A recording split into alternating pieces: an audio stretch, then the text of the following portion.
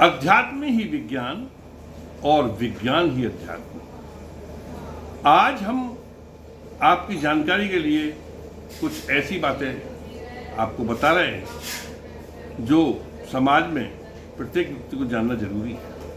हमारे समाज का हर पहलू, हर गतिविधि विज्ञान से जुड़ी है, परंतु अधिकांश लोगों को कारण पता नहीं है। आज हम कुछ बिंदुओं का खुलासा करते हैं और आज के एपिसोड का बिंदु है आखिर क्यों। यदि ये वीडियो आपको पसंद आए तो सब्सक्राइब करें और दोस्तों से भी शेयर करें। विज्ञान के अनुसार मानव पंच तत्व से मिलकर बना है और इन्हीं पंच तत्व में विलय भी हो जाता है, जिसे हम क्रमशः भैसा भूमि यानी भगवान, भैसा भूमि, जैसा गगन वैसे वायु, ऐसे अग्नि, नैसे नीर यानी जल, अर्थात संक्षेप में भगवान कहते हैं। भगवान की ये फुल फॉर्म है कि भय अक्षर से भगवान, भय भूमि, जैसे गगन यानी सूर्य। सूर्य का मतलब क्या है? क्योंकि सूर्य से ही टूटकर पृथ्वी बनी और power is worship, worship is power. शक्ति की पूजा सदैव से होती आई है और शक्ति का केंद्र बिंदु इस सृष्टि में केवल सूर्य है, जिससे पृथ्वी टूटकर बनी है और पृथ्वी के ठंडे होने पर जल, वायु, अग्नि, इन तीनों तत्वों की उत्पत्ति हुई। पृथ्वी और सूर्य, पृथ्वी तो सूर्य का ही एक छोटा सा अंश है, हिस्सा है।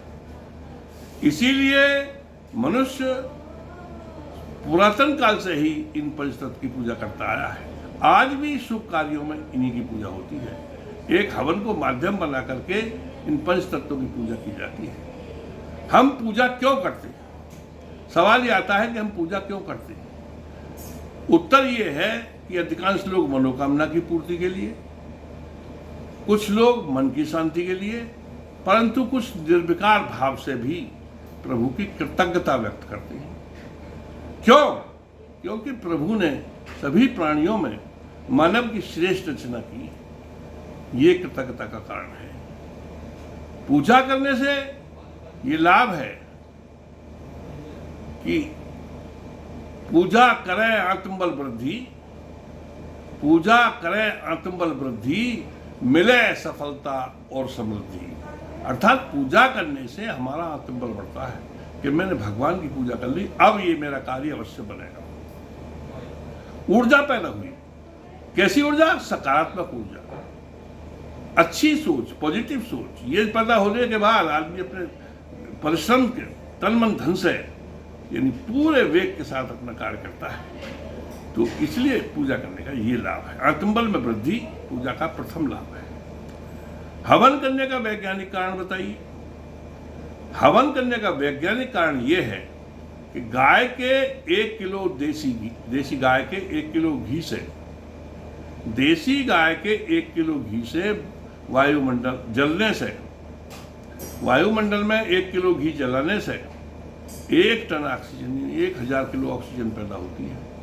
और ऑक्सीजन हमारे सांस लेने में सहायक है, वर्षा करने में सहायक है, और ऑक्सीजन को ही प्राणवायु कहा जाता है।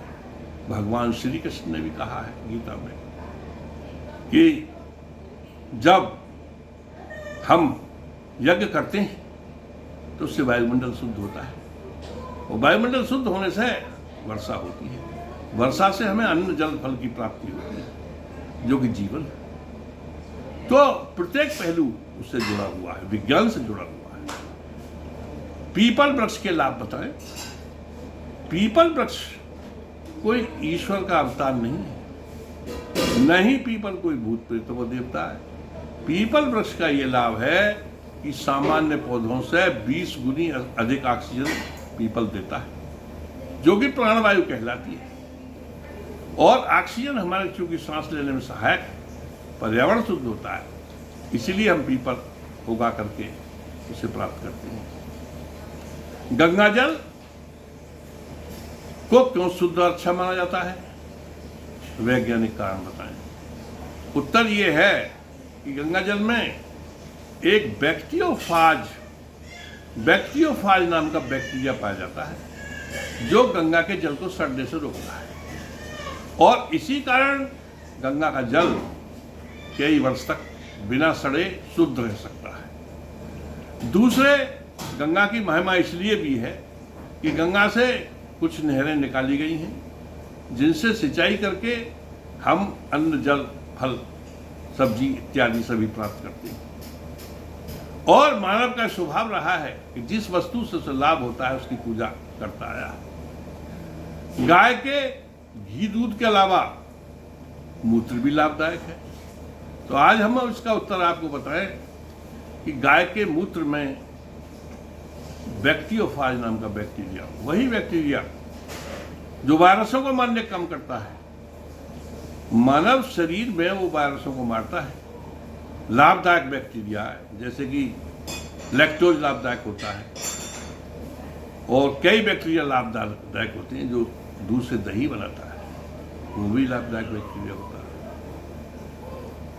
और ये बैक्टीरिया बैक्टीरियोफाज गौ के मूत्र में होता है जो इंसुलिन की मात्रा बढ़ाता है और शुगर रोग में, कैंसर रोग में, कई रोगों में लाभकारी है। जहां तक दूध का सवाल है कि गाय को दूध को सर्वोत्तम क्यों माना गया है, उसका भी एक वैज्ञानिक कारण है कि देसी गाय की कमर में एक रीढ़ रज्जू नाड़ी पाई जाती है। नाड़ी का नाम सूर्य केतु नाड़ी है, और जब गाय को 1-2 घंटे के लिए धूप में बांधा जाता है तो सूर्य की प्रकाश से उसमें प्रतिक्रिया होती है, और धूप आने पर दूध में, गाय के दूध में कैरोटीन नाम का पदार्थ बन जाता है, जिसे साधारण भाषा में जो लोग कैरोटीन नहीं जान सकते वो उसे स्वर्ण तत्व कहते हैं। दूध से दही कौन बनाता है? दूध से दही भी लैक्टोज नाम का बैक्टीरिया बनाता है। यही बैक्टीरिया गन्ने के रस को सिरके में बदल देता है। इस प्रकार मानव के जन्म से लेकर मृत्यु तक बहुत सारे क्रियाकलाप है, और उन सभी का आधार वैज्ञानिक आधार है। जैसे कि स्त्रियां बिछुआ क्यों पहनती हैं? वो एक्यूप्रेशर विधि के द्वारा शरीर को लाभदायक है। वो एक एक्यूप्रेशर विधि है जो नस और नाड़ी को इस प्रकार दबाता है कि स्त्री का स्वास्थ्य अच्छा रहे। सिंदूर क्यों लगाया जाता है? सिंदूर भी 2 प्रकार का होता है, औषधीय सिंदूर जो पौधे से प्राप्त होता है, और केमिकल वाला जिसमें पारा इत्यादि होते हैं। तो जो औषधीय सिंदूर है, इसका पौधा लगाया जाता है, वो स्त्री के लिए विशेष रूप से गुणकारी है, जो मस्तिष्क में शीतलता प्रदान करता है और भैंसीपन, मिर्गी, ऐसे दौरों को शांत करने का प्रयास करता है जो प्राय स्त्रियों को हो जाया करती है। जनेऊ, उसका भी वैज्ञानिक आधार है। पुरातन काल में सांप कीड़े काटने पर बंद लगाने का काम आती थी, और जनेऊ एक्यूप्रेशर का भी कार्य करती है। तो इस प्रकार से शंख क्यों बजाते? शंख ध्वनि से वायरस मरते हैं, इसीलिए शंख बजाया जाता है। इसी प्रकार से हमारे सभी क्रियाकलाप लगभग वैज्ञानिक आधार पर आधारित है। और जो लोग मनोकामना की पूर्ति के लिए पूजा नहीं करते, निर्विकार भाव से करते हैं, वो प्रभु के लिए कृतज्ञता व्यक्त करते हैं। क्यों? कि प्रभु ने हमें मानव जीवन देकर के एक श्रेष्ठ रचना की, उसके हम ऋणी हैं, इसलिए हम उनको हाथ जोड़ते, नमन करते हैं और कहते हैं कि सृष्टि रचाने वाले कितना महान है तू, दाता दया के सागर, प्राणों का प्राण है तू। सृष्टि रचाने वाले कितना महान है तू, दाता दया के सागर, प्राणों का प्राण है तू।